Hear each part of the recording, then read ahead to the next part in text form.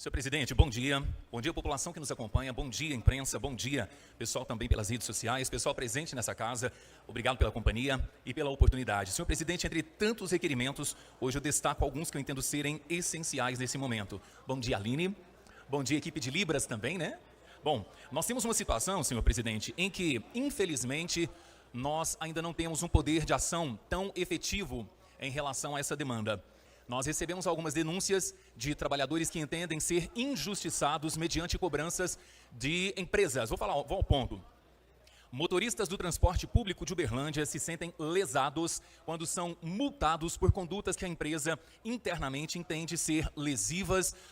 São posturas que a empresa entende ser lesivas ou mesmo contraditórias ao regimento interno. Porém, nós precisamos entender.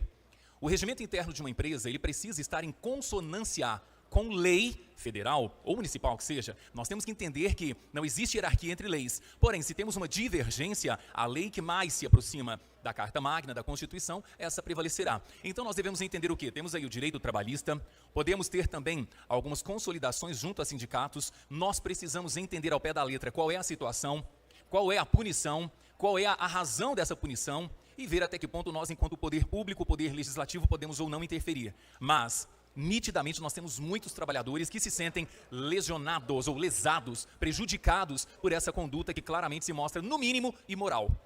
Então nós queremos entender essa situação, embora no final desse primeiro mandato, eu ainda quero, assim, falo primeiro porque o amanhã não pertence a nós, né, gente? Mas nós queremos entender, então, essa situação e, de alguma maneira, ajudar esses trabalhadores a se sentirem devidamente valorizados, enaltecidos e acolhidos por essas empresas.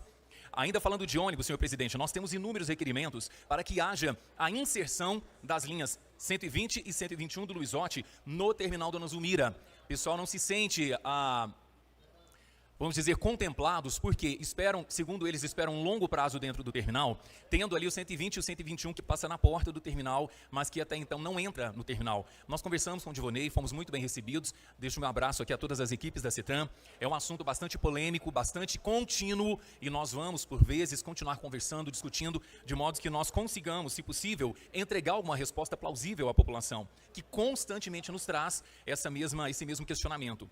Ainda em tempos, peço também, senhor presidente, recapeamento. Nós formalizamos esse pedido por algumas vezes e direcionamos a Secretaria de Obras, ao querido Norman, ao querido Caetano, as equipes da Secretaria de Obras, para que nós consigamos recapear a Rua Rancheira. Alô, Guarani!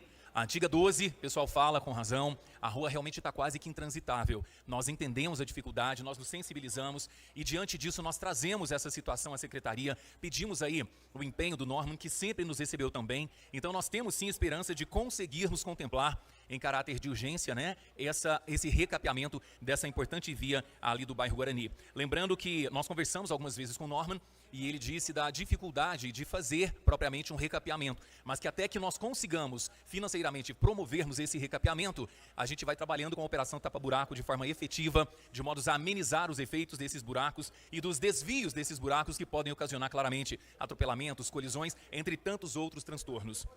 Então agradeço à Secretaria de Obras pela atenção, na pessoa do Norman e também do Caetano, tal como todos os trabalhadores que muito nos recebem na Secretaria.